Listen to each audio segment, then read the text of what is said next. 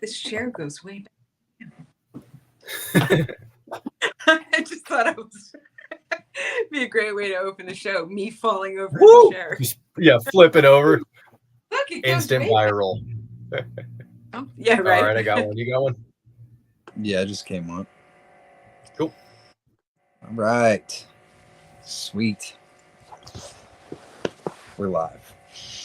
All right. What's up, everybody? Just got the notification. Tune in hopping on for the comments.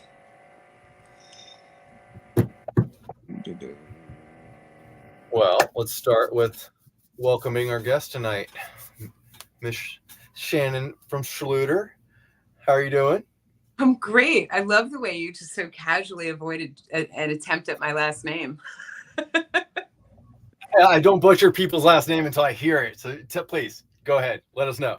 Huffstickler. It's okay. That's where the Schluter are born. It's easier. Pronounced the way it looks like it. Yeah, it's actually easier than it looks complicated, but it's not. Oh God. I've butchered some bad names before, and I'm like, nope. I've learned. You let them say it first, and then you. That's smart.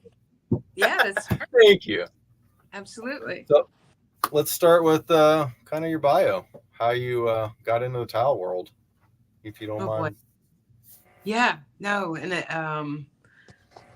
I know this story. I know how this goes. My dad did tile. That was kind of how that happened. It was a second career for him. And my uncle, his younger brother, came on with him a few years after he got rolling. And I was, I think I was like in my mid-20s at the time. And I was a little lost. I was partying a lot. I was working in a bar with live music, booking bands, living the rock and roll lifestyle. Whoa. Whoa. Straight up rock and roll right there. Yeah, what? I don't even know if I can fix that. What the hell? Hang on. New tripod. Totally good. I'm going to need to just go manual with this. Hold on. Let's see if I can lean it on something. Oh, this is awkward. I'll figure it out. Let me go on with the story while I get the visuals straight. So I was doing that, kind of up to no good, running myself into a little bit of a rut, and went back to college thinking that was the thing to do to get me, together. Yep. Yeah, I quit drinking and partying and all that when I was like 27, because that was, I think, part of what kept me lost. And my dad was setting tile, and so I would just go there to make a few bucks, basically. He overpaid me. I'm his only daughter, and he wanted to. Aww. Yeah, I think they were happy to see me trying to get my shit together. So, he would give me like $100 a day cash, and I was basically just sweeping floors, And Awesome. By the time I finished college, I went and got an English degree with a minor in writing. Wanted to get a job like at a publishing house. I just really wanted to write. But I know it's hard to make a living doing that. So I figured I'd do some copy editing, do a little writing, see what I could do with that, and work for him in between classes and stuff, But I just loved being on the job with him. He's my stepdad, just a saint of a guy. Came along right around the age where I went haywire and just, always was my biggest fan. Always, That's awesome. Just, being good to me, even though I was being a real pain in his ass. And so I kind of felt like he was paying me more than what I was giving to him. So I asked him to teach me some stuff, and he did. And, went from sweeping and scraping floors and cleaning buckets to running the saw, and then just like work my way through basically, crafting, setting, all the things, and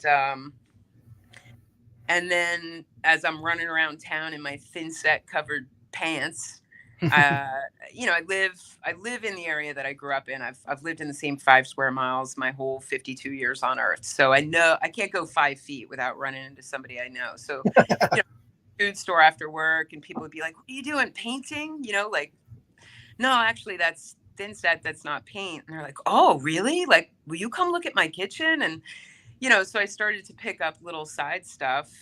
Nice. And my dad was already splitting everything with my uncle. And he said, you're going to make more on your own anyway than us splitting everything three ways, or at least that's the way he saw it. So I Yeah. broke off on my own, did my own thing for like 10 years. Wow. And got pretty lucky. Got some real good work early on. And because everybody knows everybody where I'm at, it was like, oh, she's good enough for him, then she's definitely good enough for us. And I just fell right in with a line of real good custom builders. That's And awesome. had a pretty good time there for a while. That's all pre-Schluter, right? That's the tile girl before the transformation into the Schluter girl. But that's the gist of how it happened to me. Were you using Schluter back then? We were using, my dad and I used to go to like all the little dog and pony shows at the tile shops for the free pizza and the t-shirts and Yeah. listen, mostly we didn't trust it. I grew up, we weren't really doing like a lot of mud work and stuff like that out by me over on the East Coast. I'm from New Jersey, in case people don't know that. And so I grew up mostly either direct bonding to plywood or Hardybacker on walls and floors. And, my dad knew about the NTCA, so he knew about industry standards. He'd done a bunch of homework. And, he was curious about new products, so we would go and we would listen, but he kind of stuck with what he knew. And so Deetra, not so much the showers, of course, the profiles, that was kind of like a given. Yeah. But I didn't start doing Schluter showers until, God, I don't actually even know what year it was, but mid 2000, maybe 6, 7, 8, somewhere in there, I guess. Okay. Ish, because I started with Schluter in 2012, so I really wasn't like a full-on Schluter cult member when I started working for them. That's awesome. I was kind of still dabbling, I was still learning some stuff, still dabbling in other systems as, stuff comes up and you're like, hey, maybe I should try that. I don't know, and yeah. We did just thin set and tape the seams on the cement board. That was how, I came up. That was kind of standard issue. Mm-hmm. And then Red Guard came on the scene at one point. And I felt like that was a step up, just running the Red Guard over the thin set seams. Yep. And then somebody was like, that's useless. You need to coat the whole thing. And so I started doing that. And then, I'd be posting pictures. Like I was a member of the John Bridge Forum at the time. This was probably pre-Facebook, I guess, didn't even exist. And they'd be like, oh, you shouldn't be using that Red Guard. You need to get on the Hydraband, So then I started messing around with that. So I was doing some Hydraband showers. And then I had a job where I'd gone to I went to one of those things at the tile shop, and there was a situation where it seemed ideal to try out the Schluter shower. Yeah. And by me, we fiberglass all of our pans, right? I don't know if you talk to anybody from like up by where I'm at, but some people do the vinyl liners. Some people do, like in the Boston area, they have, copper. In New York, they have lead. They do the hot mopping out west. Everybody has a different way of building their pans. And by me, it's all fiberglass. It's all surfers and fishermen. And they know about boats and surfboards, and they come in and they glass everything. And that's our liner, Yeah. So before I could get to the job, they came in, already glassed it. And I was like, well, sorry, Schluter dude, I'm not going to be doing your thing here because they got here before me, and that's not going to work. And he said, no, we have an adapter drain. And the dude like asked me where I was and happened to be 45 minutes away from me. And he said, if you can wait for me to get there, I have an adapter drain in my truck. I'll bring it. I'll give it to you. I'll show you what to do with it. And you can make that, shower a Schluter shower. And I was like, well, I mean, if you're going to go that far out of your way for me, then yeah, I'll give it a go. And that was my first Schluter shower, That's awesome. which was the first time I really interacted with a manufacturer rep, like except for trade shows and like little chit chatty. I never called a 1-800 number and asked any questions. I went online and asked my buddies in the John Bridge forum. Yeah. So it was pretty cool that he took an interest in me, that he went out of his way for me. So I was like, you know what, maybe I should give this stuff a go. That was kind of the beginning of, Schluter. That's awesome. That's awesome. That's how that went. Heck yes. My arm is going to get tired. This sucks. Oh no. I don't know what happened. Drop it up. What with the new DJI, like gimbal, it's too fancy. I can't handle it. Hold on. Too good. So let's I got to see that what is it, the slideshow you put together when I went over to the Schluter event. And that was really cool. I got to learn so much about the history of each product kind of getting born at each, different year, and kind of coming from, if I remember right, obviously the profile was the first one. I think it was 75. Is that correct? Oh God, don't get me on. I'm not going to hold you to it, but I think it was. No, I'm so bad at retaining that. But I'm curious now, because obviously the logo is in the Schluter actual, cutouts. So like, what came first? Was it the cutouts, or was it incorporating the logo into it? Do you have any idea? Well, I think That's a good question. Yeah, no, it is a good question, and I've heard other people answer it better than I'm probably going to. But I think that they knew. Oh, now it's really like a boudoir. Hey, you travel for business. You're good. I know. It's just I feel sketchy and like kind of creepy. I'm gonna try to minimize it. Let's say. Anyway, creeping in the background. Right. Like, hey, it's that show. So they needed a way to be able to incorporate the profile into the tile assembly, right? A way to like lock it in, because the mortar wasn't going to stick to the metal. So I think they needed to punch something out to be able to make that happen. I don't know how the trapezoid in particular. I've heard stories that if somebody I work with is watching this, I'm in trouble. But I think that somehow they calculated that was sufficient open space for the locking to happen the way that it needed to, and so I think it became the logo afterward. I don't think it was okay. I think actually long afterward. I believe. How cool though. So I'll do some research maybe now. I feel like that's something I need to. It just had me. I put the beanie on. It's got the logo on it, and I'm thinking, dude, I don't know. It's got me. I know. Love it. Something about it, right? I mean, oh, that's awesome. Answer to this question, and I don't. That's like I didn't mean to stump you. I'm sorry. Sorry. Stump the teacher. Let's play. No. Awesome. It's all good. Now you did say, if I remember right, it was like 7,000 something products. Is that right? But obviously not different products, but ones like different sheens and things like that. Obviously different color tones. Numbers, are like different finishes in the same profile and all the colors. Correct. I don't know what portion of the catalog are, like how many SKUs are profiles and how many are other products. But what I know also is that there's more than what we have here, like over in Europe. They have, I think, even a broader catalog, because most of the time what gets brought over here to Germany is something that they came up with that fits this market. But there's a lot of stuff over there that just would never work here. Plumbing is different, so many things are different. And then that makes sense. Recently, in the last last handful of years, I guess, we've started actually producing a lot more stuff here in North America, because there's so much here that is unique to our market. That makes sense. Yeah, so which is cool. I mean, definitely proud to work for a German company. I think everybody here is like, oh, they're German, like they make cool shit.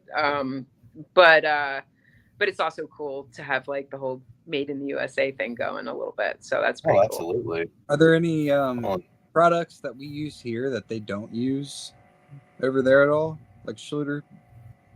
That's an excellent question. I don't think they have the thin set over there. I think that's also, are there other Schluter thin sets, like besides just all set?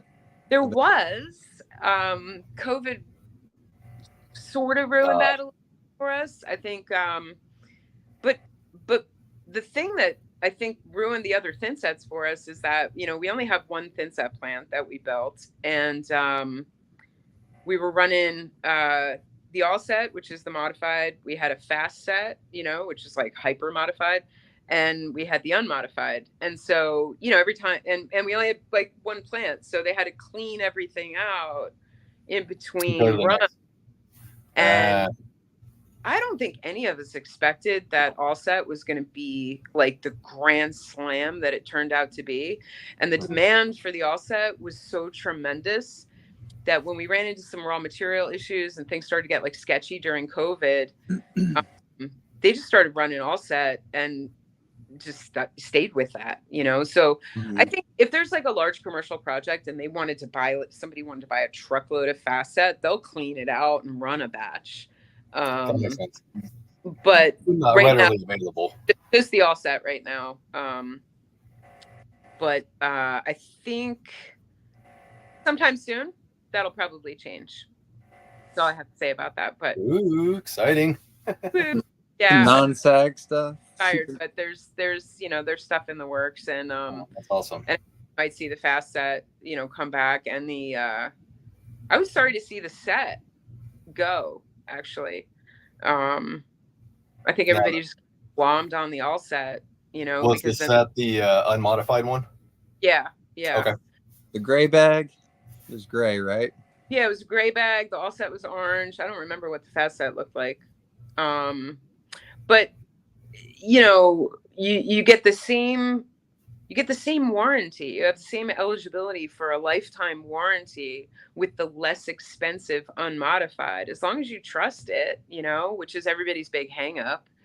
So you could save money and get the same thing, which to me is a no-brainer. But I think people like when you're doing the Ditra and you have to put, you know, the whole like unmodified on the bottom and unmodified on the top always freaked everybody out, you know. And I think that the all set just kind of solved that for everybody, because you could use it in both places and it made it simple and nobody had to remember anything. And, you know, I guess that's a powerful selling point. Everybody was like, yeah, we'll just take this one. We don't care that it's more expensive. That's okay. Huh. I mean, I get it. I'll buy the more expensive product for the peace of mind, you know? Yeah, convenience, you know, whatever it is. I mean, most of it depends on what kind of work you're doing. Like on a commercial job where you're buying truckloads at thin set, $10 a bag adds up to a lot of money, you know? So, yeah, well, that's true. Get it. But when you're doing like 60 square foot floor, it's the difference between one bag or two bags. It's like, you know, not a big deal. Yeah. What's your modified thin sets? You're able to re-whip. The set wasn't terrible. I think when you're used to working with, like, I remember when I first started using Schluter, and I was used to everything I was using was modified. And so when they told me I needed to use unmodified, I was like, all right, whatever. Like, I don't even think I understood really what the difference was at the time. I just wasn't that educated. And I remember I got. Now, did you have to add any additives to it to mix it, or was it just already just no, water and go? That there is no additives, right? It's like there's no milk, liquid or powder already in the bag or anything. It's just, you know, Portland and sand, basically. Although, got it.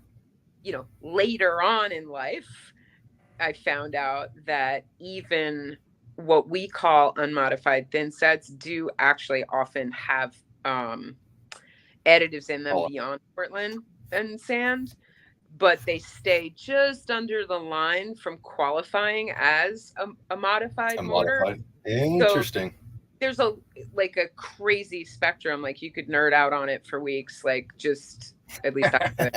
Like but why were we talking about that? My ADD just kicked in. I have no idea why were we talking about that? You were totally good. Oh shit! What were we? Why were we talking about that? I think I was going to say that when I first switched from modified to unmodified, and I felt it was kind of like grittier, and it just felt weak, like it wasn't sticky, and Gotcha. I was like, I don't trust this. Like it doesn't feel right. It doesn't feel strong. It just didn't feel the same, it kind of freaked me out. But then once you get into the unmodified category and you find, that there are, good and bad ones, like there is everything else. And so I settled into like Detroset for a long time. Um, and that was better than some others. I don't want to trash anybody's No, brand or you're anything. good. But there's levels, and I Yeah. started at the bottom, and I didn't like it. So I learned more, found myself like like all of our like in the handbooks and the instructions and stuff, they all say premium unmodified, which is not something you're going to find written on a bag anywhere, but we're just trying to imply that like don't buy off the bottom shelf. Right.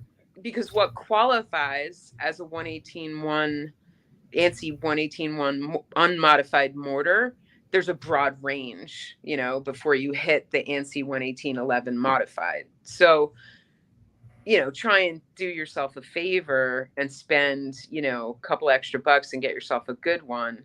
Not Yep. because maybe it works better than the other, because anything that meets that ANSI criteria is going to work, but you might struggle, right? Yep. Like, might not have as good of a pot life. It might be having, like a shitty aggregate in it, so it's like just super gritty, and it makes the buildup worse. And there's There's a reason. reason why it's got a price gap. Yeah, you get what you pay for. Yeah, it's so true. So true. At one time, I was buying a pallet. At this time, it was this porcelain, essentially, is what it is. Mape made it, and Lowe's had it, and they were discounting it like crazy. So I was going to buy the whole pallet. And well, the first store I bought it from, they didn't have it in stock. It turned out. They tried selling me that $5 bag stuff that they sell there, and I'm like, yeah, I'm not putting that down on this floor. Like it's 1,100 square feet. Like right. no, like we're not. That's something you maybe put on someone's backsplash, and you're just like, oh God. But it now knowing it. That might have been me like 12 years ago, but now I'm like, no, I'm not touching that stuff. There's a reason why it's down there. And a lot of people shop by price like that, right? Like they figure, like why spend the extra money? If there's a cheaper version of it, why am I not doing that? It's more money in my pocket, because they just don't know. Absolutely. I definitely did like any of this stuff for a long having time. Social media and having the internet obviously kind of opens those doors, right? Now you're able to get educated so easily by even just Googling stuff, and finding out what all they have to offer. Because before it was kind of, I mean, I live still in the transition period, and I remember, you had catalogs, and then you got to go into stores and see what they had, and that's it, right? So now, now you're curious about a brand like I said, 7,000 products. You could probably go to Schluter.com and start combing through what you got, So I don't know. It's nice to have that as a crutch. Yeah. I mean, a lot of people just, don't bother, right? Like it just doesn't even occur to them to like look for more information, or they just kind of take things for granted, or take it, like right. One guy tells them this is the thing to do, and they're like, oh, okay, cool, and they're off and running, and they never dig any deeper than that. As long as they're not having failures and they're right. making like a decent wage, they just roll with it. Yeah, they don't get on the internet, they don't get in the groups, they don't like it's. And there's like way said, those are going to be more of us, way more of them. But those are going to be more of the ones that, like you said, are kind of more set in their ways, right? Because they know it works, and it's worked for them, so they're going to continue to go that route. But I mean, going to these expos and stuff and getting to see the stands that you guys put up and other companies too, you're just easily able to get so educated, it seems like, these days. And I'm like, it's just, I love it. Stand, yeah, absolutely. So I'm excited. Y'all are going to be out at Surface as well, right? Because I know you're going to coverings, but do y'all do Surface? Yeah, we do Surfaces. I kind of find, just like, I get an email, right? Like I don't never know what I'm doing until somebody tells me. But generally, we do all the major shows. Gotcha. And then I think services has always got like IBS and KBIS kind of Right like, next to it. Mm-hmm. like somewhere in the same zone there. The first couple of months of the year are always crazy trade show season. But yeah, um, services, IBS, the Builder Show, and coverings are like the big three, I think, you know. Coverings was huge. I mean, that was my first year going, so I'm stoked to go next year, and it's gonna be good. I'll have my Were you little at Coverings me, this so past year? You too? Were you there this year? yeah. I was. I saw you and your girl and the dog walking around. Oh yeah, okay. Yeah, you were talking like who's that guy I know, and I'm like, who's that guy? Why does everybody I know him, but I don't? But I kind of like screwed on the dog, actually. Yeah, the dog will be back next year too. So Okay, right on. Good. we'll come by. Okay. Yeah, no, we were there. We had a small booth this year, like a weirdly small booth. We kind of scaled back because coverings has been, again, COVID kind of like, things changed. Like that show has changed. Absolutely. I think I went to I don't know when I went to my first coverings. Long before I worked for Schluter, my dad, it was like my father-daughter vacation every year, like me and him would go down and. Oh, that's awesome. Yeah, it was those were cool times. I'm literally taking my 2 daughters with me this next year because it's in Orlando, so that's where I'm like, oh, we're doing Disney World. We've done in the past. One turns 5 next Monday, and then the other one's 9 years old. So they've gone in the past, but they're like, oh yeah, we're gonna go walk. We'll get to see all your friends and see all the cool stuff. They like all like the squishies, like I brought the little Schluter ducks back and stuff, so they love that stuff. So they're like, okay, we're going to go raid the stands essentially, and then get to see everybody. And then they get treated to Disney World at the end. So it worked out. No, that's awesome. Always bring the kids anytime you can, bring everybody with you. Bring their wives and kids to like Schluter workshops all the time. And the kids and the wives, hang out, play, like if the hotel has a pool or whatever, and definitely milk that whenever possible. See, that's where I was like, all right, this is going to be fun. Oh, sorry, what? You can write it all off too to take the family. Half of it. Might as well. There you go. At least half. The flight at least is going to the trade show and back. So hey, that works. Well, wait, now I know you're in Colorado. Where are you, Kyle? I'm in Nashville. Okay, right on. I'm right down the road. Yeah, you're not far. I'm in Knoxville, so I was a little closer yesterday, but yeah. Yeah, I'm over here. Right on. Are you bouncing around? Are you going down to Chattanooga or something after that, or is that your only stop? Here, and I'm going home Friday morning. I'll go back to Knoxville Thursday night and then fly home Friday morning. I'm not going. I came here for this workshop. We're doing a women's CTI test in March in Florida. Okay. And we're going to do one of these Mind Your Business classes just for those ladies that are taking their CTI. Oh, that's awesome. Yeah, it is awesome. And we don't actually have any women educators. Like the guys that run around teaching the workshops all over the country are all guys. And so I guess everybody thought it would be cool if for the women's CTI, a woman would teach the class. That's awesome. So I'm here to watch the class be taught so that I can do it in March. Oh, hell yeah. Because I've never done it. So I'm taught the class. Oh, that's awesome. So I came here to just kind of like sit in and see like how the whole thing. I've been to the class before, but I was more like I was more like in the audience kind of mindset, like as a contractor viewing the experience of going to that workshop, and my contribution to the conversation would have been like, stories about when it was me in that seat. So now I'm just trying to sit here and look at it through different eyes. Like, okay, if I was at the front of the class running things, how do I control the conversation and, all that kind of stuff? Because I'm a little nervous about it. Now, the Mind Your Business class, that's fairly new, right? It hasn't been out for that long, and it's kind of targeted business owners. Is that right? Or entrepreneurs or something. Yeah, it's the coolest thing that we do, in my opinion. You know, I mean, I guess we do a lot of cool things, and the workshops are definitely like just amazing experience, I think, on both sides, like to watch somebody get lit up and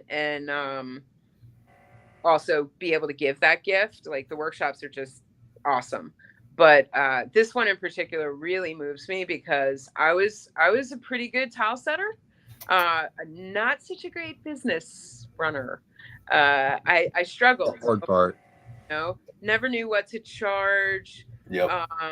Taxes don't Oh yeah. tell you the story about that. But you know, I struggled, and I watched my father struggle too. And you know, if I had this class and things like it back in the day, I'd probably still be out there, you know, because it was hard. It was hard. Oh yeah, it is. And you know, just all the things, and everybody at home was always upset with me because I was working around the clock to keep all the balls in the air. Oh yeah. I just didn't have the skills, you know, and I didn't even know what to ask. Like I didn't even know what I didn't know. Like I was just lost and winging it all the time, which is really stressful. And aren't all business owners? Does God, does I definitely anyone did know? I think it's partly the nature of it, but there's definitely some skills that if I had them like back then, saved me so much heartache, you know, probably made me more money.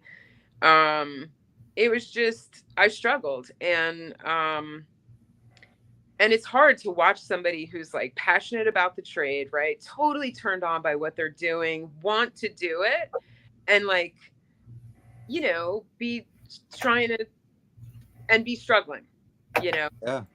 So the fact that Schluter put this class together, I'm so proud of it and so excited about it because there was like one dude came up to me. I was in one, I guess it was when it first came out. And the guy literally came up to me afterward with tears in his eyes. Like, he's like, this class is going to change everything for me. I'm getting kind of emotional. Oh, that's awesome.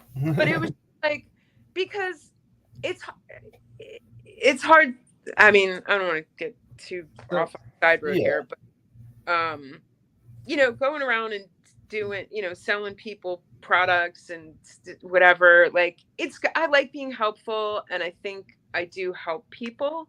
Absolutely. But when somebody comes up to you with tears in their eyes telling you that you just like changed their life, genuinely know it's working what you're doing, then, you know. Yeah, that's the thing. That's like so cool, you know. Oh, and awesome. You know, to be able to give people the gift that like I so desperately needed but never got, like that's gold. So I'm super excited about the class, and it covers I think you're there's bettering the next generation though by doing that. That's awesome. Because you can be the most badass tile setter, be totally on top of your shit, have all the handbooks memorized, have all the certifications, and just suck at bookkeeping, suck at marketing yourself. And it reminds me of when I was like booking bands and stuff. And I know I see all the guitars, so I'm but I think that I watched so many people who were some of the most, I mean, goosebumps, like talented musicians play for empty rooms all the time. And then I would see bands that were just shit with packed to the gills, right? Because they were good on tickets. And it's the same thing. I see the same thing happening with tile. You could be talented and have all the skills, and it doesn't matter. You're going to struggle your entire career if you don't figure out how to also be a business owner, you know? Yeah. And that's not cool. No, you're right. Oh, I definitely struggled before too. The same thing. Taxes kicked my ass. Didn't realize what that, you know, truly was going to happen. Didn't save enough. And at that time, I definitely was undercharging the hell out of what my worth was and what I was delivering for that worth, you know. And it took me getting with one of like the Colorado's larger companies to, when I was project managing, collecting all that data and seeing, okay, well, this is from change orders. This is what we're charging customers and things, and getting to see those kind of things and understanding, okay, this market is charging this much, right? And Right. learning from all this, and now that I'm back out here doing it for myself, I have a complete different mindset where, you know, and I would be curious to look into this class as well, because I could better me as well too. But it finally feels like, okay, by no means am I an expert, but I feel like I can finally comfortably make this work, where I still think I probably could charge more, but it's just finding that sweet spot to kind of book yourself out. And, you know, and then at that point you can start charging what you kind of want to make. And, you know, I don't know. I still have some I can learn like anybody. To me, life is a constant learning, you know? So this is awesome. How do you find out about these classes though? Is there a way to like see particular ones? Like all of our workshops are always listed on the website. Okay. But this one, like some of them I think are listed on the website occasionally, but for the most part they're invite only, because you know, so your local rep, whoever that is, wherever you're at, like they don't just throw them up and then try to fill them. They basically kind of wait until they know they've got a collection of people. They'll put one together. Awesome. So you kind of have to like connect with your local, because I think that the people that we would want to give the class to, we know, you know, you see the talent, right? When you're visiting people's shops or their jobs, you kind of can have that objective view and see what their struggles are. And so I think, you know, you just kind of like take a look around and it's like, oh, this dude's like really good tile setter, but man, like he cannot get himself together in these other areas. You get, you know, 10 or so of those, and you know, you can put on a class, you know. That's awesome. If we built it first and then let everybody who like thought they needed it or wanted it or belonged there in, I don't know if it would work as well or get as much out of it. I mean, that makes sense. I like that. I like that philosophy. So that's awesome. Like that right now. I don't know if it'll always be like that. Maybe it'll become like a standard issue thing at some point. But the best part really is you've got, like I said, I think I better learn this before I have to teach it. I think there's 7 like bulleted like aspects of running a business that you should be considering that they cover. And when you get a collection of, you know, whatever it is, 20 people in a room, and they're all in different phases of their business development. Some are like super green and some have been at it for a while, and they all have different skill sets. So you get like the dude that's really good at, like, he's got his accounting game down, but he sucks at marketing. And then you got somebody in the room that's killing it, you know, with whatever they're using for marketing, social media, whatever. And a lot of the class is really just peer sharing with that's awesome. Kind of, you know, guiding the conversation and kind of keeping it on topic and keeping it, you know, running smooth or whatever. But that allows people to explain what's working for them, and then you can kind of say, "Oh shit, I didn't think of that," you know. So that's cool. I like that. That's awesome. Yeah. So it's a lot like social media in that way. Yep. You know, we can all learn from each other, and that's what I love seeing. So manufacturer comes along and tells you what you need to be doing or what you need to be thinking or what product you need to be using. There's like, you know, it's different from hearing it from somebody that's walking in your shoes, you know? Absolutely. So I called Kyle like last couple of weeks, and when I kind of ran into, you know, some shit, I was like, oh fuck, I'm gonna call him real quick and see what he thinks, you know. But it's nice just having those kind of relationships where you're able to, you know, because like you said, if you're truly running this business by yourself, then there could come times where it's like, fuck. It's a hard way to go. If you're living in this world as a lone wolf, it's a hard way to go. Oh God. Every day I'm like, I need to expand. I'm just not there. But I'm, goddamn, there's too much stuff for me to do by myself. and then on top of it, you're supposed to make, you know, like enjoy making content and stuff. And I'm just like, it's getting harder and harder, which I will master, and it'll all work out. But God, I allowed things to pile on me and that's, I've just got to get over the hump now. Yeah. I think start a new career, I think, when I get done with my Schluter gig here, as like a, I think I want to be like a tile contractor life coach. Like I'm There you go. gonna go get one of those like cheesy Cracker Jack online life coach things, but I'm gonna specialize just in tile people, like, Yeah, life work balance and like all the things. love it. It's not easy. Or you could create your own podcast and go viral with that. So there you go. That's an option too. Listen, when I get done with this job that I'm doing right now, I'm getting older by the minute, so I don't know how many, laps I have yet to run. But like when this gig is up, I am so disappearing off the internet. Oh my God, I know. Like unplug everything and I'm out. When it finally becomes retirement for me, it's gonna be fishing and then hopefully I got some grandkids or something at that time. But Right. literally, I keep always telling myself like I'm gonna fish, and like I'll be over like okay at one point, but right now I just gotta fucking bust some ass while I'm able to.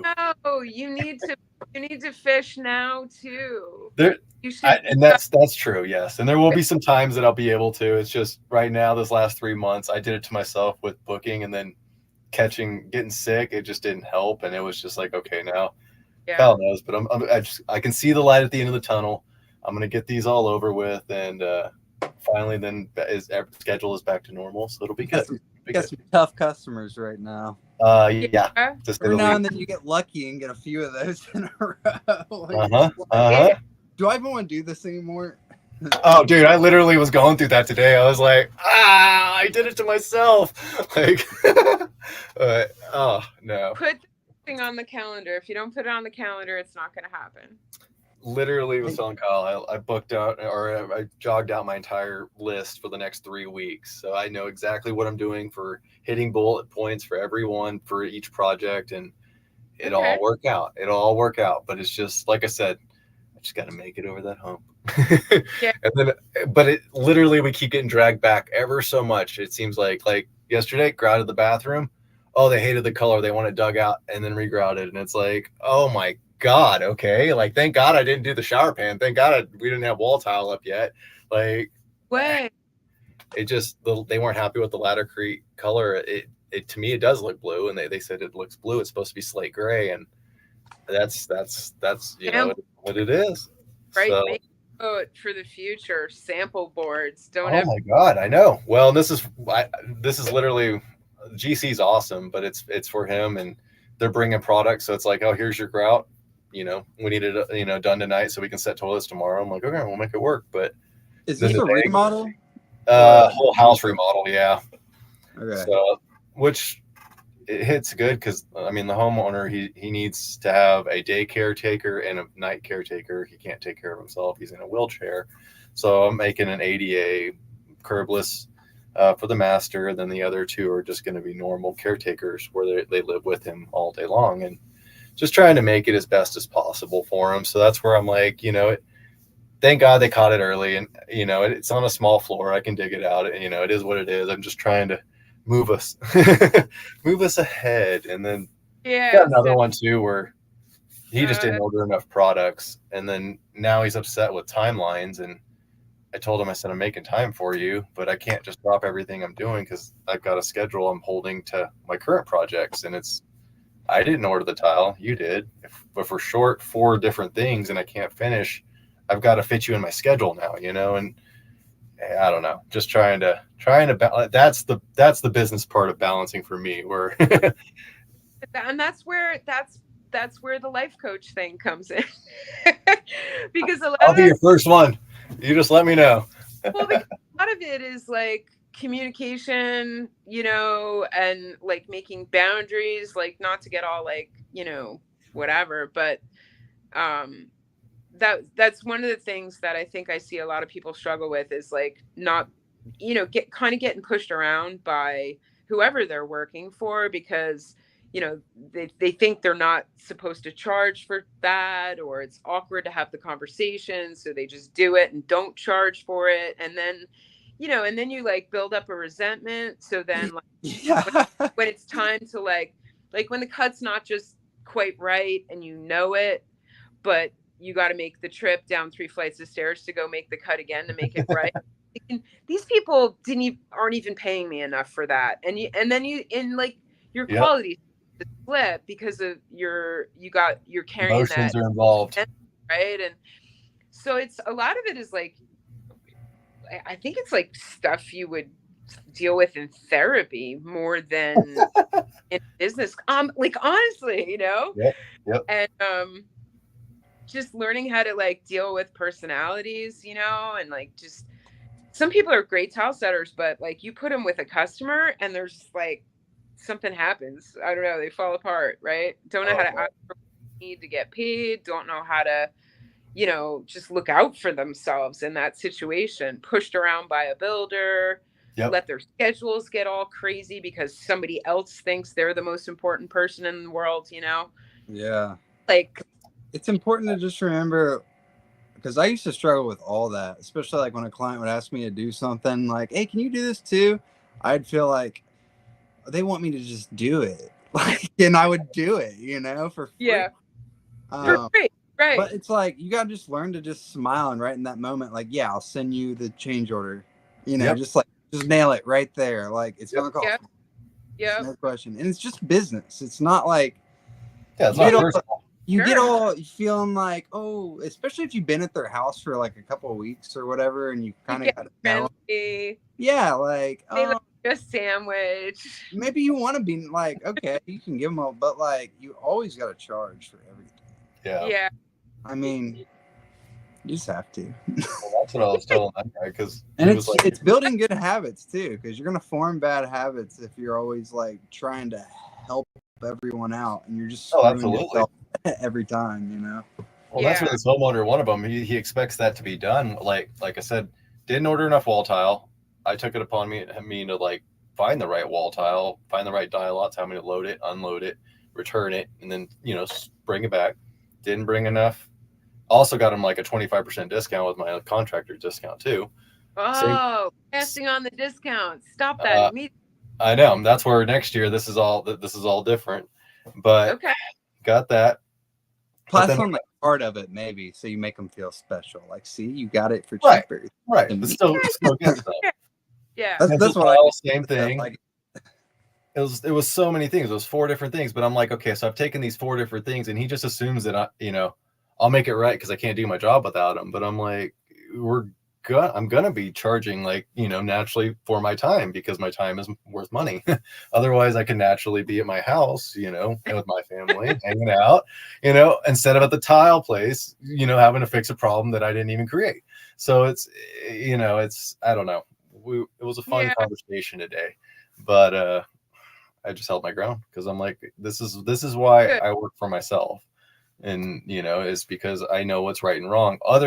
Otherwise, if I didn't truly care about what I delivered, I would just hire some random people, that set tile, and and we'll get better as we go. But I want to guarantee, and that's why I like my hands on my tile work, that I know what I'm giving you. Everything's been back buttered. It's the best I can give. So I don't know. Like I said, just got to make it over that hump. So, and learn, like absolutely. Mistakes and try not to do it again. Well, and that's like why every job I learned something about tile and something about business. Oh, add another little clause to my contract or something, Right. You should leave that loophole open. Let's close that up. Yeah, absolutely. Yeah. I just recently added a clause about your materials being late and causing me to have to be there past the contract schedule. It's going to cost you more money. Don't even ask questions. It said it in the contract you signed. If it said 6 weeks and it takes 10 because you didn't order materials in time, you're paying me more money. I love that. Where did you learn about contracts? Like, how did you? I never contracts years ago. It was just like, I would email an estimate. Whoever would be like, yeah, that price is great. When can you start? And then, checks came and work got done. There was no contracts. And I insurance and like all that in case. But where did you I first got into contracts because I first started out just being a handyman, and this first ever asshole I dealt with was a life coach, and this motherfucker didn't want to pay me in full for this like pressure washing job, and this guy life coached me and was like, "Well, should I have a contract?" Da, da, da, da, da. And it's just like, wow, what a piece of shit. Wow. Like, well, I'm always gonna have a contract forever from now That's on. how you learn. Well. And so yeah, like most things I've learned them the hard way, but I mean that's the best way to learn. Well, as long as you learn, like, you know, and like implement change based on what you've learned, right? Like that's. In my contract, I literally state that I'm going to be in your house. I won't disclose your address, your name, or anything like that, but I'm going to be filming in that bathroom for content. And it's all specified in my contract. So when they sign it, I should put that in mine. Absolutely, because God forbid they want to be like, oh, no, you know, like, are you getting paid for this? And like all these different things, you know, it just, this is, you know, I'm not going to, like I said, I don't disclose any personal information. I'm not going to say, go down the road to so-and-so's on this street, you know, this is where I did this bathroom. Like, I'm literally just showing my work, and then I use it for my portfolio and content. And it's stated there. It even states in there that I'm going to have a yard sign out why I'm doing work there, you know, and all but these. How to do that? Like, why did you put that in there when you first did? So like that part, I will say that credited to my sister-in-law, and she kind of does social media for different companies. So she does work contracts like that. And she just said, hey, you ought to put that in there because, you know, if you have it in there and they sign it, you're good to go. But if if you're filming on somebody later down the road, it could cause you issues, right? So it's like, okay, I'd rather learn from it now than having an issue later down the road. So it takes care of that. But even talking with Kyle earlier, there's putting a deadline to the estimate, right? Like this estimate is only good for this many days, right? That's something I haven't put on, and I'm going to, because at a certain point I'll just unsign it and then I'll decline it, and then if they want to renegotiate, we'll go at that point. But those are the things that I'm literally taking, I think, 2 weeks in December to kind of sit back, reflect on the year, find out what worked and what didn't work and what could work better, and kind of look at and kind of look at next year. So that way it just betters the whole operation, and then essentially kind of hit that once a year, just so that naturally everything's going up versus either plateauing or just becoming stressful, right? And stress is going to be everything, but for me, I think that's going to help a lot. So it'll be good. Yeah, for sure. I want to add this another thing that I was thinking about earlier when we were talking about not knowing what to charge. I always try to do this. If I remember, sometimes I get the whole job, get out there, and I'm on the next job like, damn, I forgot. But I always ask my client at the end of the job, how many estimates did they get? Who was the highest? Who was the lowest? Where was I at? You know? When you're done, ask those things? Yeah, when I'm done with the job and they're all happy with it. Yep. I go, I'm just curious, how many estimates did you get? Oh, you got 3. And then I like to play this game like, I bet this company came out, because I know who my main competition is in my area. And that's who I need to contend with in my pricing, because almost every job I get called to look at, if they haven't been there, they're coming next, Right. To bid on it too. So, like I just finished up just a tub to shower conversion. And of course that company had been out there, and I was talking to him at the end, and, come to find out, he was like $2,000 more than me, which is weird because last year he was doing a whole bathroom for $18,000, and I thought that was pretty low. But I'm like, all right, well, he's moving on up. Yeah. So I'm gonna move on up just a little bit, that's good. Stay there. Yeah. So talk to your fellow contractors if you have friends in the area who do the same work, and find out what their pricing is. And if you don't have anyone, ask your clients, like, what other bids did you get? Back in the day too, when I was running, like I started doing the handyman stuff as well. Like I think it was around like 14 or 15. It was 2015 when that happened, when I first moved to Colorado. And at that point, I just Googled it, and there is something out there. I forgot what it was, but there's an actual, like, you put the zip code in. HomeWise, probably, yeah. So you put your zip code in, it'll tell you the lows and the highs, and then it'll break down what's in that, like, okay, this ought to be for this. And, and sure, it's generic as hell. and I wouldn't hold it to it, but it still gives you a ballpark of where you kind of feel like, okay. They've updated recently. I hadn't checked out in a few I years, haven't but seen it I was updated. on there recently just trying to figure some things out that I wasn't sure about. I was like, you know what? They've cleaned this up a lot, and the pricing seems to be more correct. Accurate. That's awesome. Is it accurate? Yeah. Because it, like a few years ago, it was way low. It seemed like for a lot of the work. It's like, hell no, I'm not doing all that for that price.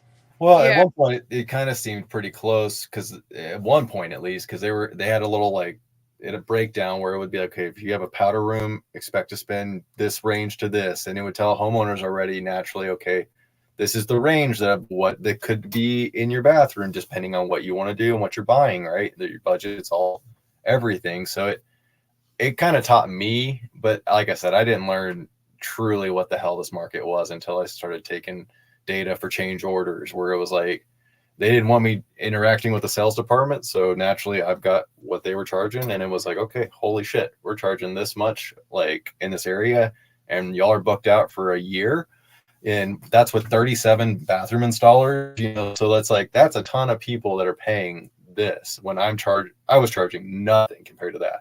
So I still found my sweet spot where I want to be in the middle. I don't want to be the cheapest guy. I don't want to be the most expensive guy. I want to be someone that comes in, does quality work, great work, and then gets paid pretty damn good well for it. But there's other ones that, like I said, there's still others that I get told, we got 4 estimates. He's going to do it for 3. Why are you guys at 10? Well, there's a reason why he's at 3, and that should be your gut feeling that, well, we'll probably go with one of the 3 then, but I don't know. There's things in life to save money on. Quality work is not it. I've had clients before I come to look at it, like, we can send you the other estimates. I'm like, no, don't, because then you're going to think I'm going to base my price off of theirs somehow. I don't even want to see it. Yeah. I've had people try to do that. It's good information to kind of, obviously you need to be aware of like what other people in your market are charging. But I think that what I'm gathering from people that definitely know better than I do is, you have a certain amount of overhead, right? Like you have your life, you have your insurance and your, whatever that you need to make. That's what you need to bring home. And so that's what you need to figure out how to charge. Oh, yeah. Yep. And so like, what other people are like, and this is one of the things that comes up a lot, like online, when you have people in different regions and different markets that are like, well, what do you get for that? And somebody's like, that's crazy. Nobody in my market would ever pay that. And then you have a guy in the very same thread who's like, that's, too low. And, Yep. there's just such a crazy variation. But I think that the idea of basing your pricing off of what other people are charging, like, it's going to be different. I was just talking to somebody today, like, if you're just, it's you and a helper, right? You have kind of minimal overhead. You could literally charge less than someone that has more overhead, and you guys are absolutely making amount of profit, right? So to gauge your pricing off of somebody, unless you know what their setup is, right? Like if they have the same deal as you, then it's, apples to apples.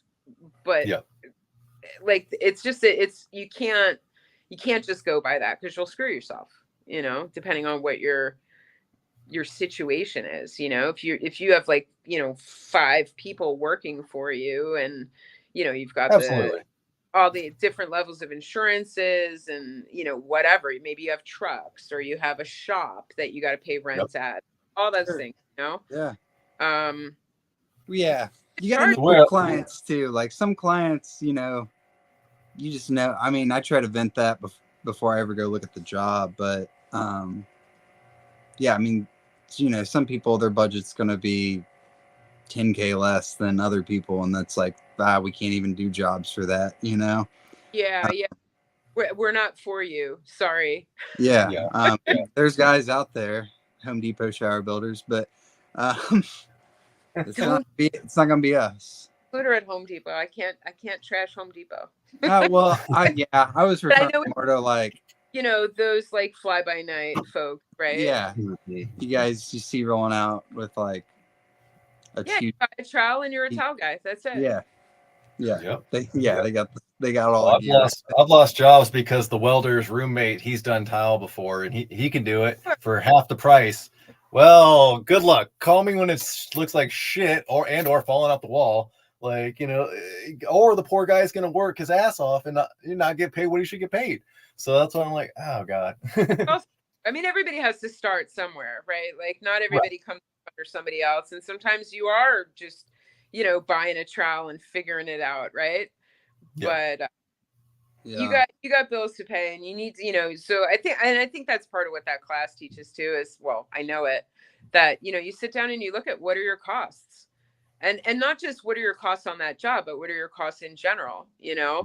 and making sure that somehow all of those costs, direct or indirect, are incorporated into what you're charging, so that Yep. you are never standing on a job feeling like you're not getting Making what enough. and put in Yeah. that position where maybe you are going to cut corners, or you're not going to go the extra mile, you're not going to put your heart into it the way that you know need to, want to, because you didn't ask for what you need. Like, that's on you. You have the Yep. opportunity during the bidding process and during those early conversations to, like, establish what's acceptable to you and what you're looking for, and lay that all out. So if you don't get it, it's kind of on you. Like, you got to Yep. speak up, but Make learning a to do that spreadsheet. is hard. Make a Oh, hell yeah. spreadsheet of all your expenses that calculates and breaks down your daily expense rate. That's what I've done. There you go. My business is like $3,000 a month to just stay alive. And it's beautiful that you know that, right? Yep. How many people do you know, like in your friend circle and stuff, like out there contracting, that they don't even know? Yeah. Well, I literally I've got my overhead down to a week, like knowing exactly what expense that week is to accumulate a month to get the overhead I need. So in case I'm doing, a backsplash here or a 2-week project here, I add all that in, it's all into the, like you said, all into the bid. So it's a little Yeah.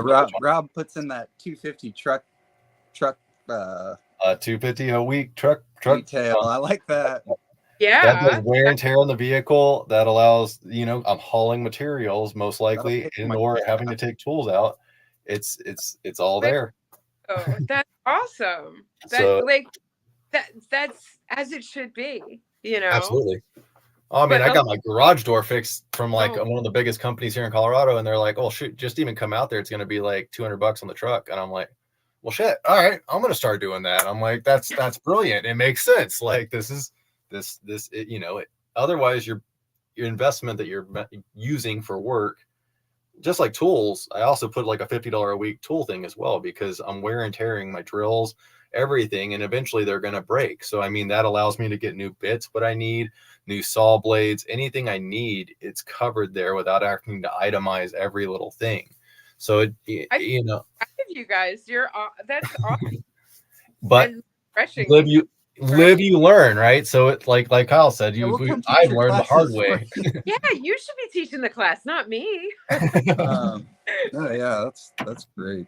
No, that is great. And I think, share that with your friends as much as possible. Absolutely. That's why we got this podcast. It's beautiful. I know. And I watch you guys. I pretty much, I don't know why. Tuesday night's a great night to do it. I don't have anything going on Tuesday. That's why we picked it. That's It's awesome. like the latest night of the week. So It's perfect. It's like the slow night. Yeah. That was the night we had like acoustic night at the bar. Nobody wanted to go see a loud band on a Tuesday. It was like chill out night. Yeah. Mondays and Fridays are hectic because you're either starting something or you're trying to close something typically. So that's where like those are out of the picture. And there was another one on Wednesdays, but it was like, all right, Tuesday's gonna work good. This is gonna be our little niche. So yeah, no, super cool. I have watched several times, and I think you get a good like cross section of people, it seems, that are working either in different markets or absolutely at different places in their career, like at it for a while or new. I don't know where the manufacturer rep thing falls in. I think I did catch one. I don't remember. I think it was a Kiesel one. You might have hopped on the Kiesel one. But maybe, yeah. And those are, I mean, I don't want to call it my favorites. I love the other ones because we get to know somebody, we get to learn where they're from, their story, and then it allows that to be, and then we hit discussion points and things, but it allows other people to kind of know that person if they don't know who they are, right? But getting to know products is I love that. That's my passion, right? So it's awesome to get reps on here and kind of touch on different topics where I learned so much more, and it feels like we're also passing that knowledge on to our viewers as well. So it's nice. Hey, when you were doing tile, was it mostly like remodels, or was it new construction, or a mix? It was a mix for sure. I had a couple of like good high-end builders that would build like 1 or 2 houses a year each, like big houses, 5-6 bathrooms. So it would be like, oh, wow. It'd be like 5-6 bathrooms, powder room, mud room, backsplash, so it would take me a couple months. It was usually just me and a helper. Maybe sometimes I had me and like 2 helpers. So it would take me a while to run through a house like that. So they kept me pretty busy. And then there'd be like filler, just like little remodeling, kitchen floor, so small jobs that I would squeeze in. Those builders, once I got like rolling with that, they kept me pretty busy. I had a couple of good ones that, it was good work. Like, that's what I'm trying to fit in right now is get in with some GCs, and the one I'm on right now, he's an awesome dude. I just got a feeling he's going to retire soon. I'm like, dang it, I got in late, right? But he awesome. Everybody that he has is like a rock star crew that he's assembled, and to be able to be, kind of hopped on with him and doing the 3 bathrooms and the backsplash, it's like, okay, it's cool. I like it. I like this. It gets me in that production kind of style again. There's probably people watching that too, like, because they all like, we all know, the guys in your market, the builders in their market, and that was absolutely how, like, the one dude like just gave me a shot, and all the other high-end builders were like, oh, she's doing his work, like maybe we should be using her. And so he retires, it still could, be a stepping whatever, get you to, the next level. I don't know why everybody always complains about builder work being like the work that you totally don't want. And I had a completely opposite experience. Like, no. Did he price the jobs, or did you price them when you were talking for him? No. Well, he would have me run the numbers. So he would give me the blueprints. I would do a takeoff and give him a rough estimate that was mostly like square foot prices. Yeah. So it's like, all right, you have, this many wall, floor, whatever. We kind of knew from the clientele that a lot of the materials were going to be like more high end, a lot of marbles and glass and stuff like that. And then he would just, I think the way he ran it, his life coach, his business coach, I think was looking for somewhere in the range of like 15%. So he would basically take my estimate and mark it up 15%. And that's what he would build into his pricing for his customer. There you go. A lot Those of are my favorite, that kind of setup, because it allows you to still give your pricing that I found, at least, and I like that, versus I've had others that are like, hey, this is what we were willing to pay you if you come work with us. And it's like, I'm not trying to get a job here. I'm trying to, I have my own business, right? So that's how a lot of GCs do it here. They set the wall and floor square foot pricing. That's just kind of standard way it's run here, which I didn't know that, because I'm all through the homeowner remodel work. I don't do any new construction, but I'm starting to work with a tile guy I'm trying to let him do the tile for me. And just for example, I mean, he doesn't really contract much of his own jobs. It's through like other contractors or whatever, Like, he's doing a remodel not far from here, like 5 miles from here. And he messaged me the other day and said, what do you think it costs to do this whole bathroom? And I was like, 20 to 25K. And he gave me like the ghost face kind of look. And I was like, was that higher or lower than what you thought? And he's doing the whole thing for like 5,000. And I was just like, what? I was like, bro, you're like better at tile than me. What are you doing? Like, Dude, Yeah. at one point I put in like I think it was close to 600 even square foot floor for like $5,000. And I was like, I thought I was making some money at that time. And I'm like, now doing the math, I'm like, no, man, I would have charged easily, like you said, 25, 30 probably. And it's like, holy shit, but it was what I needed. And, I was getting started and I did not Right. know better. yeah. Yeah. No, we all did sandwich in the beginning, but and then you learn. I just don't know like what it's like on the other side of the fence, really, like doing work for other GCs like that. Mm-hmm. And I can see how like it does create this whole gray area of like what do I charge, especially if you're trying to like break off and really just do your own jobs, not contract through people. I can tell like he's very used to just being paid like whatever the GC is paying, Yeah. and that's just And that's literally working for the GC. Like that is not working for yourself. Like I don't know. Yeah. No. Yeah, but I guess it's you could probably make that work. If you figure out what needs to be done. But I think it's just a different business model. But if you're 1099, you're still going to get taxed heavily, differently. And I don't know. It just seems like you at that point, you might as well just try to get a W, work for the guy. So it's, I don't know. Well, get some benefits. Right. But I think that if you get a crew together and you line things up properly, you can probably still make money and work within that, But that happens in markets that are like saturated, where they don't need to worry about whether you're happy with what they're paying or not, because there's going to be a line of people who are willing to do the work and they know it. Well, So that's I've noticed too is the custom builders are more inclined to accepting your prices, and then like you said, putting on that their GC percentage on top. The other ones that are doing production and doing different things, and they're the other way. They're the ones that are telling you. I guess that's more of like a track home kind of setup. Right. I mean, it's kind of or like a company that's just putting in bathrooms, and I've had one like approach me there, and they still wanted me to be subcontracted out through them, but they're selling them and I'm installing them for them, so but at that point, they, like I said, that's one of the ones where they're willing to pay this, and I'm like, that's not going to work. I'm way past that point. Plus I even told him, I didn't tell him by any means my prices. I just let him know, look guys, with the data I collected, you guys are way under, like even you guys could charge more. Like, I think they learned more in the 2-hour interview they had with me. And they even said that because they're not pulling permits. They're doing everything, essentially under the carpet. And I just nicely told them, I said, it's going to bite you in the ass one of these times. Like one of these times you're going to get shut down.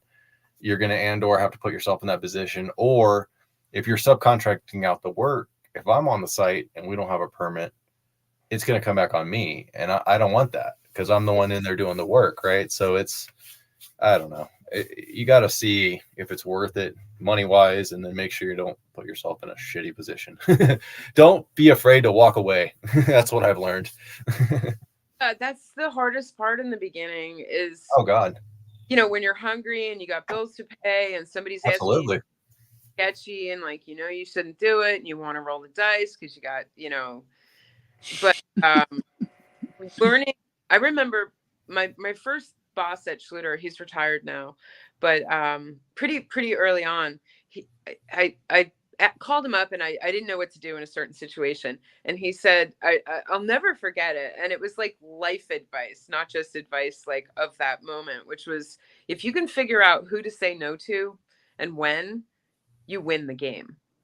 And at the time, in the context of the situation, it kind of went a little over my head, but later on it washed, kind of sunk in. I had to marinate, I guess. And that is the game right there, knowing which customer to take a pass on and when to roll the dice. No kidding. Even ones to say no to when you're doing their project, and then all of a sudden, like you said, Kyle, they want to add on different stuff. It's like, that was one thing I learned really well from that company I worked with before is, like I said, at one time they had an 8-month lead time, right? So they're interacting with these customers throughout those entire 8 months. They had 8 months to let them know, hey, we want to do this differently. We want to add this on. We want to do all these things. Well, the majority of it would be when you start it, not even the first day, but like second weekend. Hey, we want a cabinet here. Hey, we want to do some different things here. And it's just like, nicely they would say is all you have to do is just say, no, we can't do that right now. Like, we can make time, we could do a change order and we could come back, but our schedule is reliant on things finishing when they need to, and just because now all of a sudden you want, it's nice, you want to give us extra money for something else, but it's not what we intended on and not what we planned for. So I think being able to say no during even a current project is big too. So yeah, respect, like you can't expect somebody to respect you if you don't, treat others as you want to be treated. Yeah, and I think it's that's lay down some boundaries. You have to respect yourself if you Absolutely. expect other people to respect you. It's boundaries again, exactly. Yep. I think we teach people how to treat us, so when you don't speak up and people can get whatever they want out of you, they just assume that that's how it's going to be with you, and they will push the envelope always, as far as you let them. Sure. So yeah, once you open the door and you start being like, yeah, sure, I can do that. It's only going to take me like an extra hour. I'm not going to bother with a change order, but you're teaching them, because then it's like the next thing is like, maybe that takes you a half a day. And the next, you know what I mean? You're teaching yourself too. You're forming bad habits. Yeah, that too. Yep. Just stuffing it down. All true. Yeah. And then you go home and like, everyone's like, why are you mad? I don't know, whatever. People love off steam. It gets transferred somewhere else in your life. Oh, it's so true. Energy travels. Yeah. No doubt. Awesome. Well, any other topics you want to touch on, Kyle? I don't talk about Schluter. But that's all right. You're our guest. That's what we wanted. What am I going to say? Schluter. I mean, everybody knows where it is and everybody knows how to find it. We have some new exciting products. What's your favorite Schluter product? Oh, the coolest one. Is Schluter ever going to make grout? Oh my God, I hope not. No, that didn't sound like it. I certainly hope not. That would be such a pain in the butt. For years, I've said the same two products, and I feel like with some of the newer stuff we have that may change, but I've always said the adapter drain, because that was the story I told you about the rep that came to see me. And I think it's a good, it's like a gateway product, because when you're doing water in, water out, it allows you to convert to the modern topicals without disrupting the workflow as far as like the plumbing setup and all of that. So I love that product for that reason. And the V board, the Curdy V board, is got to be the most underappreciated potential money making product that you probably don't even know what I'm talking about, but like it's the Curdy board that has the curves cut into it so that you can make curvy stuff. Oh, cool. We were just talking about a board like this, me and Rob, like last week. That's cool. Awesome. I like that. So you can bend it around walls and stuff. Yeah, you can make curved corners. Like now you also have the profiles to where they can be cut like that, right? So they have.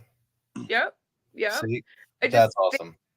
Potentially like a way to create a really custom look in a non-labor intensive way, right? So you can lop the top off of a stock niche and just run a piece of that at the top and make like a rounded niche. You could make a rounded edge bench really easily instead of like the 90 that like every bench has. So, it's just a quick, easy way to make extra money creating a custom element without, and I wish more people would like get on it, but I don't know, never happens. So I like that product. Make it more readily available. Get Floor and Decor to carry it. Yeah, that might do it. People, they probably wouldn't know what to do with it if they saw it. It's like, it's just, I don't know how to, it's going to take a couple of people, doing some viral video with it. I was going to say, just send some to kids. Send some to Rocksteady. Let him make exactly. I'll send Kip a piece. But but I like that. And I think I'm really curious. So just today, I think today was the day we got the Deetra peel and stick. Oh, cool. Just got released. So we had the peel and stick heat membrane. And when they first told me that we were going to get peel and stick membrane, I was like, I quit. I am not doing peel and stick. That is some homeowner hackery nonsense. My people, the contractors, they're going to eat me alive if you ask me to peddle that. And then they actually showed it to me, and I was like, oh, okay, hold on. New thought. It's pretty badass. I'm not quitting. Yeah. I was like, never mind. I like the job, but once I saw it and feel confident in it, I did a bunch of homework and learned about pressure sensitive adhesives because I thought that was kind of sketchy, but now I understand it and it's totally badass. And it's labor saving, it's weight saving, it's lung saving, all the things. But now we have the Deetra peel and stick that just got released today. So I'm really curious to see whether people take to it or not. What did Kip have? Well, Kip made a video with one of these peel and sticks. Was that the Deetra or was that the heat? Who did? Kip did one. I want to say like not too long ago, because that was the first time I got to see it, where he was peeling something and sticking it down. But I don't remember if it was the heat one. No, it had to be the peel and stick heat. Yeah. Okay. That seems backwards. Y'all came out with the heat first. I know. Yeah. Yes, you're right. Backwards, isn't it? Because everybody was like, why don't you have the peel and stick Deetra? And we were like, oh, I don't know. I don't. It opened a market for it. Surely if it works with heat on it, it works without heat on it. I think, I'm not sure if it had something to do with, there's some states, and I don't know which ones they are, where the tile contractor is legally not able to put the cable into the heat membrane. An electrician has to. While we're on this, I was thinking about something. Okay. All right. In the gypsum construction handbook, it says that green board is no longer allowed in the wet area. Right. Does Purdy membrane negate that? It does. It does. Which, and God, if I had a nickel for every time somebody took issue with this, because it is. Well, remember Ben said that he was going to put plywood and then put Purdy membrane on top. Yeah, that GC wanted him to do 3/4 plywood. That's up in Canada. Sounds kind of badass, but I'm like, I don't know. That's a hard no. That's. There we go. We got an answer now. Because, but like for a different reason than where we started, which is that the Curdy just doesn't have the ability to move with wood, the lumber, like that. The expansion contraction was what we were worried about. Yeah, it's not made for that. Like, it might be okay, but we don't warranty it. I don't think we've tested it. So we would always recommend Deetra, like on a wood substrate, but not Curdy. So if you were going to sheath something with plywood for some kind of structural reason, you would need to put something over it before the Curdy. Okay. So plywood, then cement board, and then Curdy, or just plywood and then Curdy board. I don't know why you would need that unless you needed some kind of crazy, like, I don't know if you're shear wall type or going on. I don't know why you would do that instead of blocking, but yeah, I don't know what scenario that would be necessary, but maybe you might find yourself there sometime. No. But anyway, the sheetrock, like you absolutely are not putting sheetrock, green board, any gypsum core product in a wet area according to International Building Code or whatever. That's definitely a no-no. But the fact that the perm rating on the Curdy is what it is, once the Curdy is applied to that board, then the substrate is no longer vulnerable to moisture. So it's kind of like it's sort of a gray area, I guess, like you could probably both sides of that, but generally speaking, it's because it creates a protective layer. It's no longer a concern for the that it's, against code. But and it's the least expensive way, really, to be able to, put a Schluter shower system together. Curdy board obviously is pricier, all kinds of good reasons to use it. The ability to wet shim it, just the lightness, the ease of it, and all of that. But I think that what I've always appreciated the most, and what I try to tell people about the Schluter, is like, all the different components. It's like there's going to be a different combination of factors on every job, whether it's time constraints, budget constraints, skill constraints, right? Depending on your workforce. And I think that they do a really good job of offering enough variation in components that whatever you have going on your job, you're going to be able to kind of Chinese menu all these components and make it work for you, right? That's awesome. So, like, if you're more worried about like time than money, then you're gonna get the Curdy board, you're gonna get the shower tray, you're gonna buy all the things that are gonna help you make the job go more quickly, but it's gonna cost you more. It's like, what are your priorities on this job?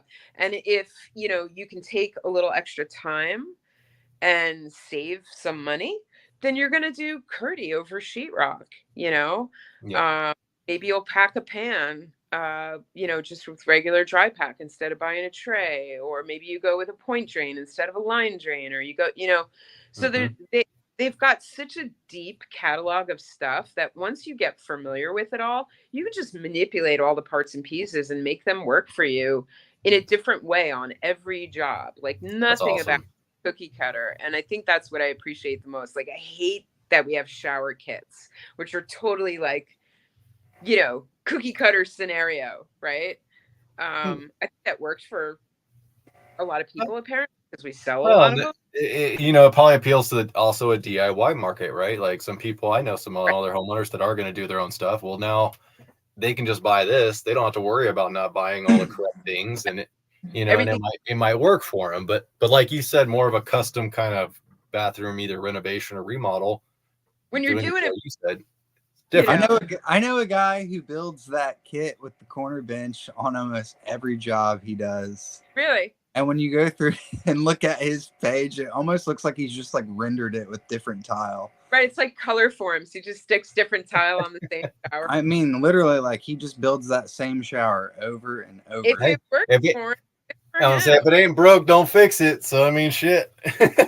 If he's feeding his family and he feels good about himself at the end of the day, then bravo. But just, what I'm saying, though, it's like when you're doing it for the ability to like accommodate whatever the job dictates sometimes to you without having it be, like mess you up too much, right? Like, if you, it's like being a one-trick pony, somebody throws you like an oddball scenario and you're screwed. You don't know what to do, so being able to kind of be flexible and adapt to different conditions, is everything. Yep.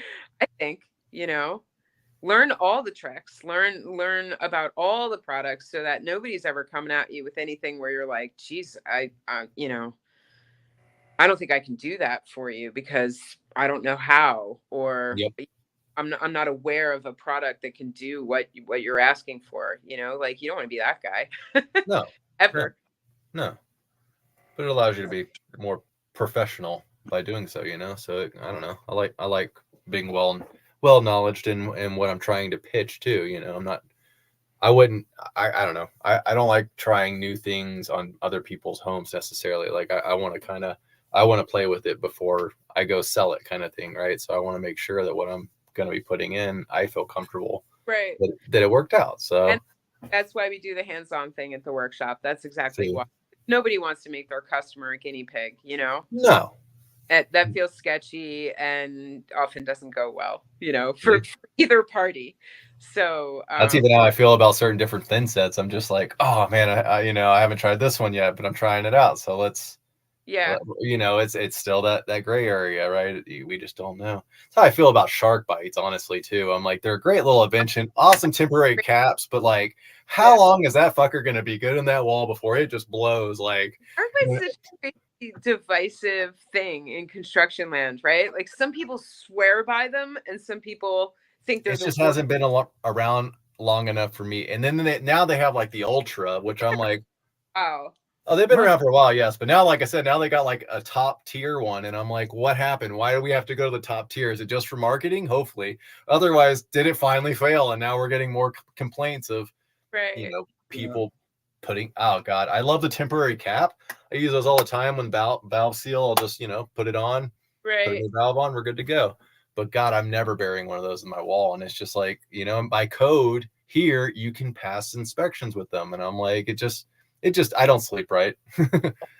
Yeah. Yeah. Yet some guys, and I used to think it was just the hacks that were into the shark bites. Like that was kind of like the gist of what I was getting, just like listening to it sideways. Yep. But I've actually seen some like, like credible sources using them, and I'm like, okay, do I have this wrong? Like maybe it's okay. Is it okay in certain? Even the one, what is it? The new one that they have with the little O-ring inside, and it's compressed down and it holds it nice and tight under pressure. Press. Pro press. Like, how long is that O-ring going to be lasted? Like, are we talking decades? Like, when you solder a pipe, you're good. Like, at least with PEX A, like I like the 5-time expansion. The PEX B still scares me too because it's crimped and it can still, depending on the force, it's different. So there's certain, when it comes to plumbing, there's certain things I like, and then some that I'm just like, I don't know about that thing. I think that a lot of manufacturers take advantage of the fact that the studies have been done that show the turnover rate of homes has changed over the years, right? Like there was a time when people would build a home and you would leave it to your children and so on, just the family home. And that's not so much a thing these days, right? People grow up and move away, and houses have become kind of disposable. And I heard a statistic, and I don't know if this is still accurate because it was some time ago, that like 7 or 8 years, I think is where the number was at. So, the manufacturers of these products, all these products that go into houses, they're kind of very aware of how long their stuff needs to last to be able to get over the mark, so that nobody ever finds out, because someone's going to be ripping it all out and renovating it, and nobody will ever know. It's so true. What is Shark Bite's warranty? Like 25 years, I think. Oh God, I haven't even looked into that one. Yeah, it's like 20 or 25 years. I mean, they got a freaking valve now. It's slip it right on, and then you're good to go. Like I don't know, man. It just freaks me out. I'm like, how the no. I hope we all live long enough to hear the end, how that all plays through. I'll let them. 20 years, your face, but I will. 20 years, your valves are shooting off the wall, and your house is flooded because you decided instead of crimping something that you're talking about water stops. Yeah, dude. I love Shark Bite. I love Shark Bite water stops. Good. Here you go. Debate. No, brother. I'm old school. I want water that stop like ring on, and I'm making sure we're good to go, and it ain't moving when I kink it. I don't know. I'm old school. How about a compression stop on a piece of PEX? How about that? What do you think about that? That works too. It does. And it passes you're freaking me out, man. I'm not sleeping good tonight. I don't do that. But it does work. I do like the Shark Bite water stops though, because if they do fail, the homeowner can easily change those without calling a plumber. Now the PEX one though, you have to insert the little insert into it, right, before you crimp it, or how's that work? Because I thought one of them had like a little white piece you had to actually put into the PEX to kind of so that it doesn't collapse. Yeah, I think you might be right. I'm not sure. Because I always pull those out when I'm going to copper, right? So like, I don't know. I do remember you're right on that one though, but I want to say it's that little white piece that comes in every valve that most likely you pull right out because you don't use it because you're going to copper. But if you're using PEX, you insert it in there, and that's what I did with my hydro tail. It came with a little brass piece to put in so that it didn't, when I compressed it with the compression fitting, it didn't collapse. So yeah, I don't know. I've never done it, but well, but I do use Shark Bite water stops. I do. There you go. It's so freaking funny. Me out, buddy. Plumbing, so I'm just sitting here like stunned. I don't contribute. Freaking me out. I just love the the fact that it's such a heated debate. Like, I've totally made note of that. I don't even know what the hell anybody's talking about, but they're mad about it. Oh, too good. They don't restrict the water flow either. They let it all. Look, they got their pros, all right? I don't use them. I really don't. Honestly, I used a plumber on this job I'm on now, and he converted the copper to PEX with the shark bite in the crawl space, and that bothered me a little bit because I always solder that part. But whatever, it's in the crawl space. Your monkey, whatever. It's in the crawl space. It's actually an unfinished basement, so no harm. Right. Worst case scenario, it's not flooding their kitchen underneath their bath. You know what I mean? So. It's easy for someone to go under there and change it if need be. But whatever, it's fine. It's fine. It's fine. Well, I really enjoyed having you on, Miss Shannon. Huffstickler.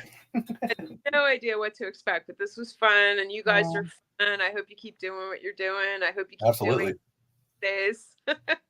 We're gonna do some fun ones next year, so we'll have to have you back. So we'll check on your schedule and see what works good for you. Okay. Yep, anytime. Wait till after I get my life coaching. We can do a whole different. Exciting! Oh, very exciting. Well, thank you so much, and thanks everybody for joining us. I appreciate it, and we'll see everybody next week. Bye, guys. Later. Bye.